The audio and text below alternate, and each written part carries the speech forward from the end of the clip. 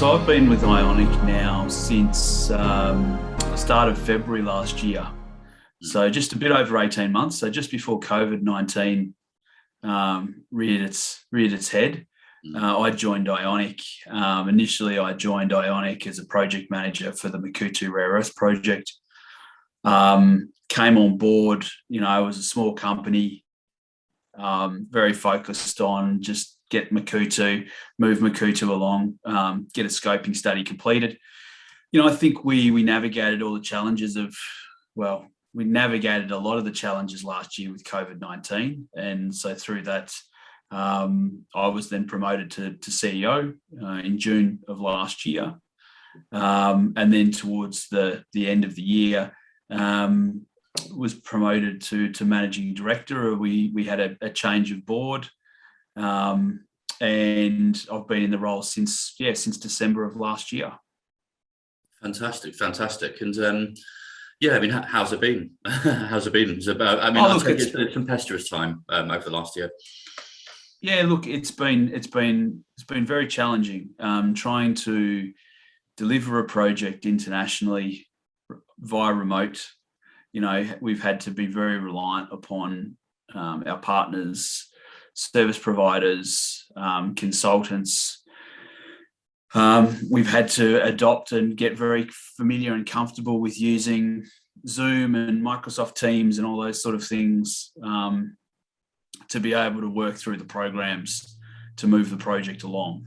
We've had to, be able to engage with stakeholders via remote mediums. So I think from a communications perspective, we've improved the quality of our comms. We've had to, whilst making sure we've sort of, identified resources on the ground in Africa and specifically in Uganda, who've been able to help us work through the accelerated work program at Makuutu. We've got a lot of work done over the last 18 months, and it's a good reflection on everybody in the team. What we've been able to achieve over that 18-month period. That's fantastic. And sticking to the subject of leadership, and what do you feel has been the key to effective leadership during this time and inspiring success? I think the successes sort of sit with the team.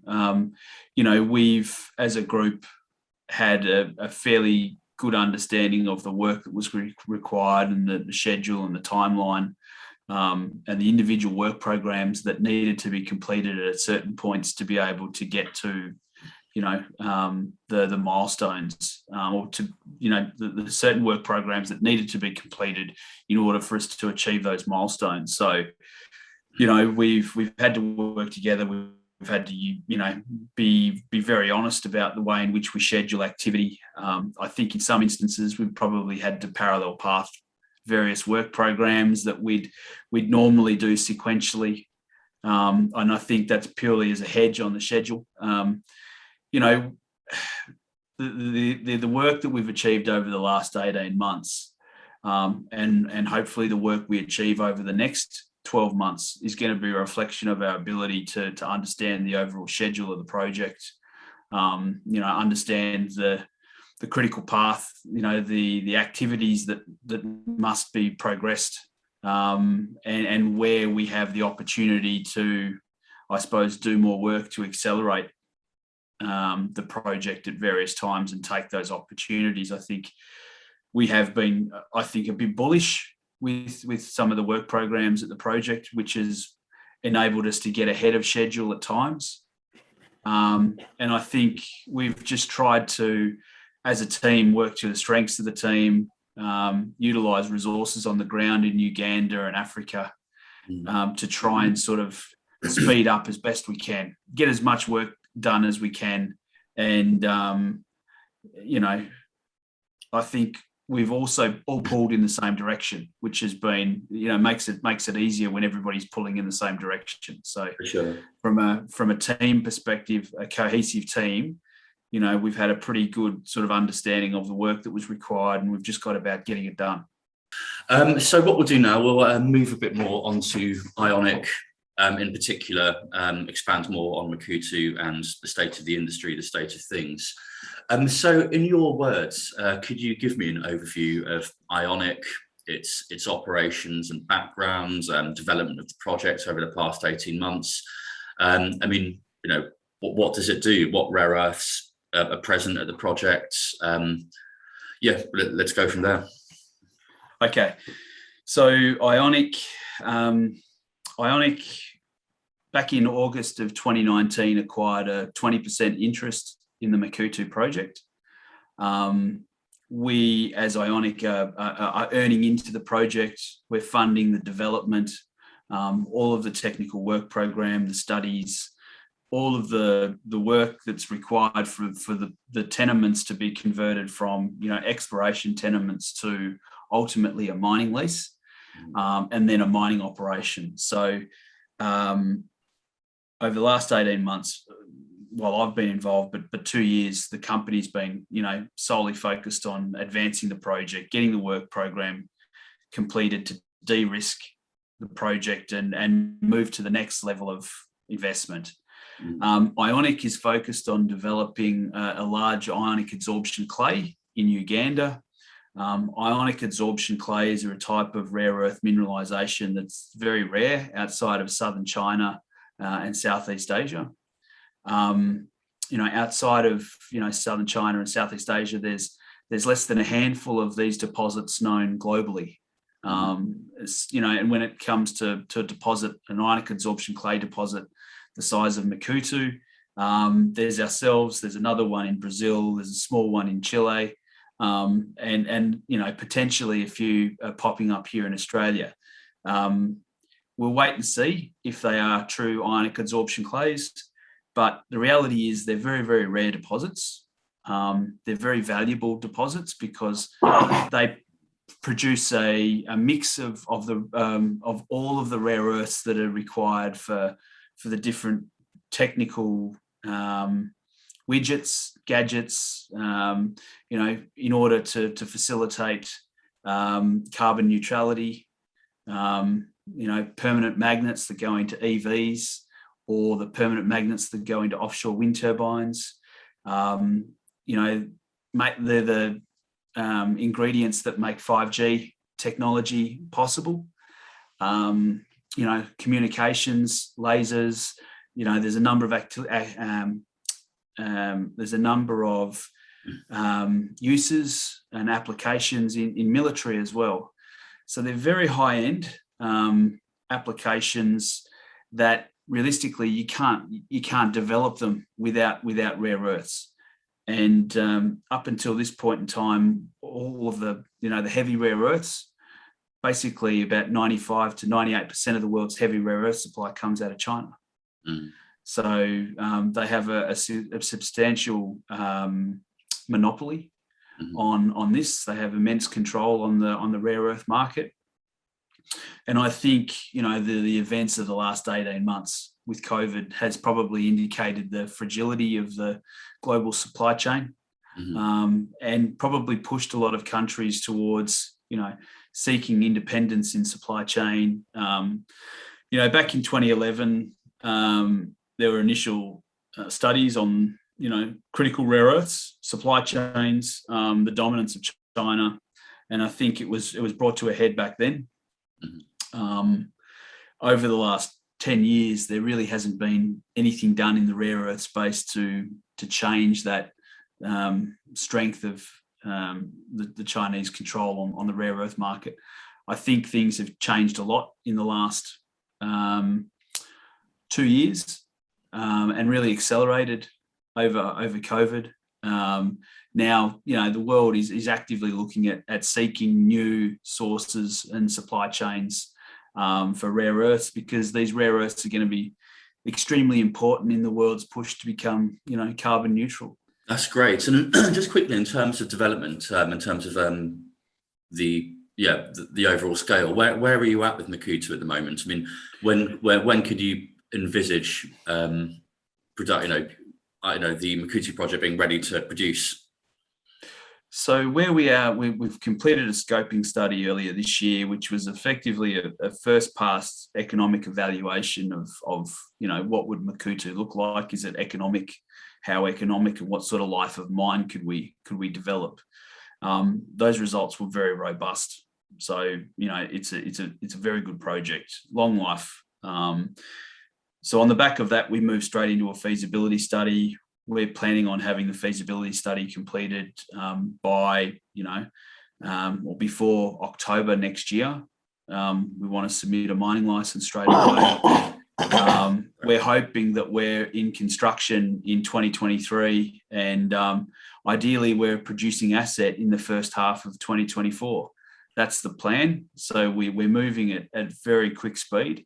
Sure. Usually it takes about 7 years.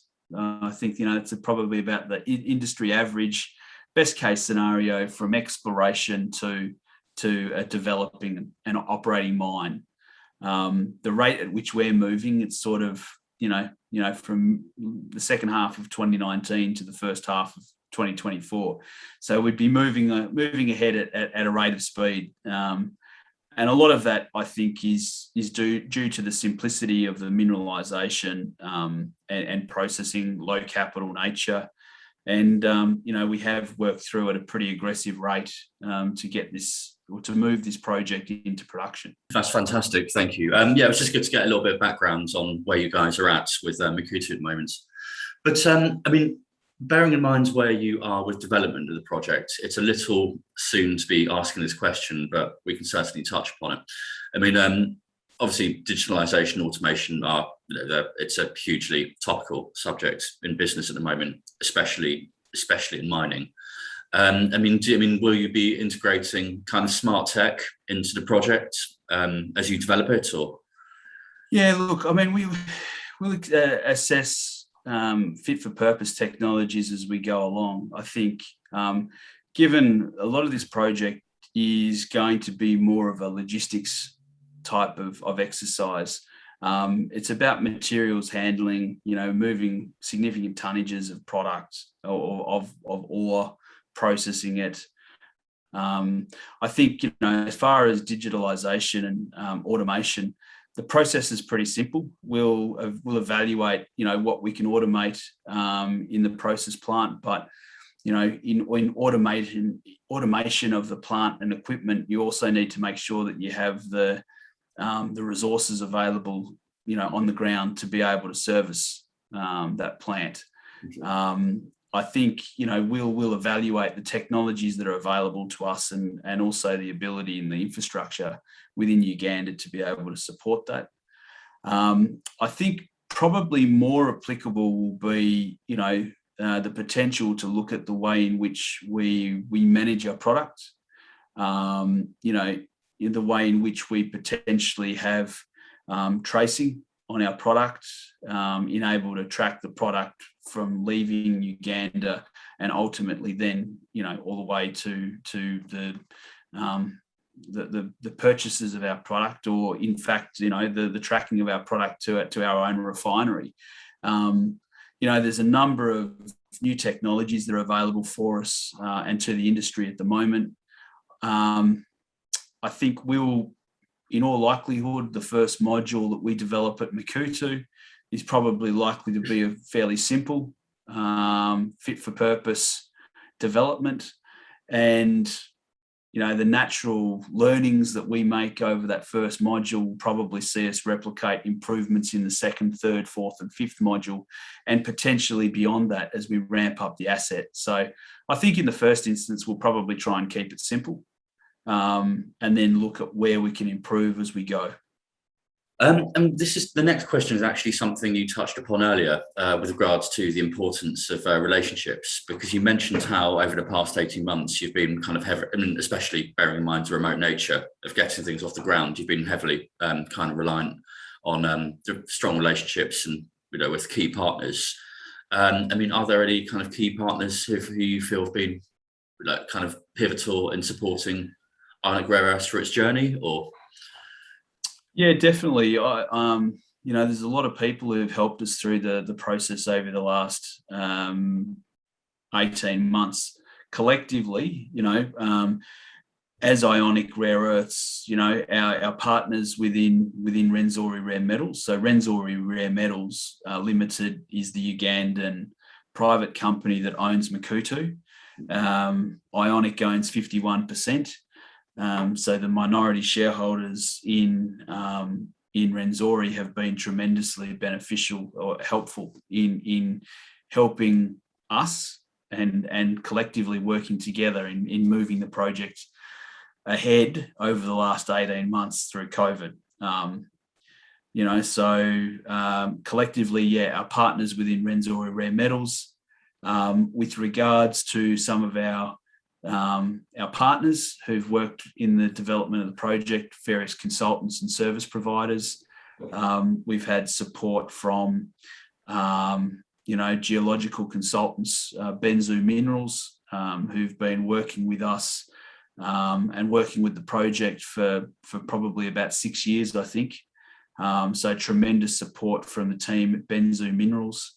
Our drillers in Uganda, ADT Africa, have been tremendously supportive in the programs that we've needed to complete over the last 18 months.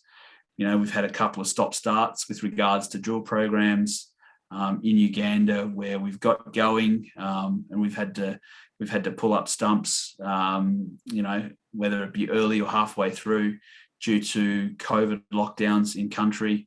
The work from the team on site and the ADT team to be able to troubleshoot and work through a solution to be able to get us operating again has been tremendous. So, very thankful for the teams at Benzu Minerals and ADT Africa on the drilling.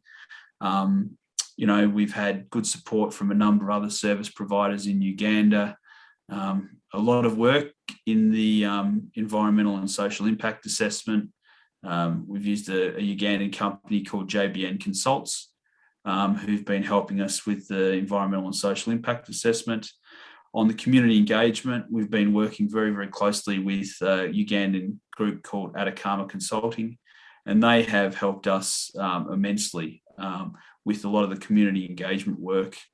So again, it's boots on the ground. Our Ugandan service providers and consultants have been tremendously beneficial in providing that support. There's a number of other companies we've used in Uganda as well on geotechnical programs and hydrology programs. In Australia, we've had good support from the analytical and metallurgical labs.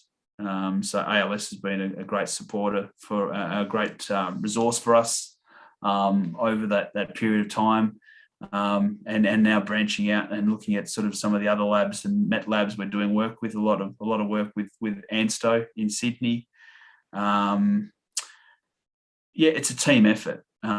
We've targeted trying to use various groups for their expertise. We're doing some work up in Canada with SGS Lakefield. We're doing some work with a German group as well. It's around finding the right partner with the right skill sets to be able to help the project tackle specific issues. And then, as I mentioned before, the support from our service providers in Uganda has been tremendously beneficial.